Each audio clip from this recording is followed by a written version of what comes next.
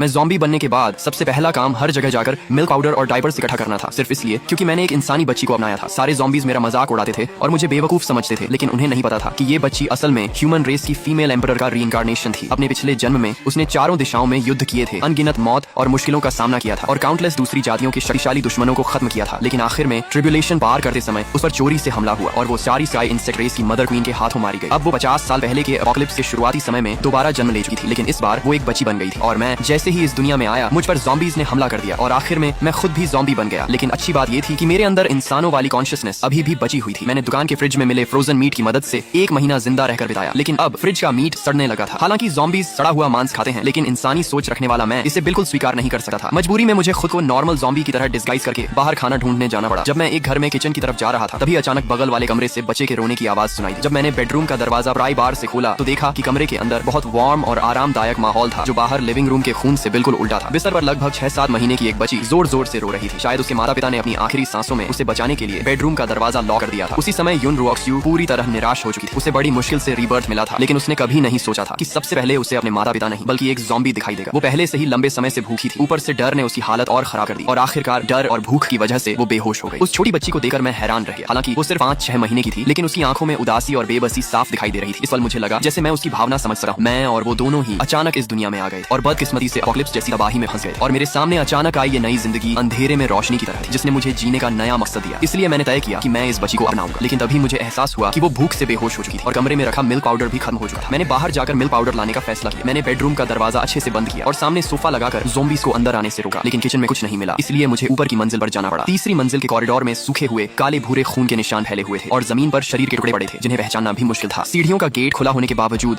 वहाँ सड़ांत भरी बदबू फैली हुई थी और कई अधूरे शरीर वाले ज़ॉम्बीज़ भी घूम रहे थे। लेकिन अब मुझे इन सब की आदत हो चुकी थी। मैं लगातार घरों की तलाशी लेता रहा, लेकिन कई किचन देखने के बाद भी मिल्क पाउडर नहीं मिला। सिर्फ थोड़ा सा फ्रेश मीट मिला, जो पूरी तरह सड़ा नहीं था। जब मैं 5वीं मंजिल के एक घर में पहुंचा तो वहाँ की महिला ज़ॉम्बी बन चुकी थी और अपने ही बच्चे को खा चुकी थी। अगर वो छोटी बच्ची बेडरूम में लॉक नहीं होती तो शायद उसका भी यही हाल होता। खुशकिस्मती से मुझे किचन में 2 अनओपन्ड मिल्क पाउडर के डिब्बे और 2 किलो फ्रेश मीट मिल गया। बेहोशी में युन रुऑक्स्यू को दूध की खुशबू महसूस हुई और उसने इंस्टिंक्टिवली पीना शुरू कर दिया। एनर्जी मिलने के बाद उसने मुश्किल से आंखें खोली और देखा कि वो मरी नहीं थी, बल्कि एक ज़ॉम्बी किसी नैनी की तरह उसे स्पून से दूध पिला रहा था। अपने पिछले जन्म की यादों में ज़ॉम्बी सिर्फ खून के प्यासे मॉन्स्टर्स थे और उसने खुद भी कई ज़ॉम्बी बने साथियों को खत्म किया था। उसने सोचा शायद ये ज़ॉम्बी मुझे बड़ा करके खाना चाहता है। मुझे नहीं पता वो क्या सोच रही थी। मैं सिर्फ इतना जानता था कि उसे दोबारा आंखें खोलते देकर मैं राहत महसूस कर रहा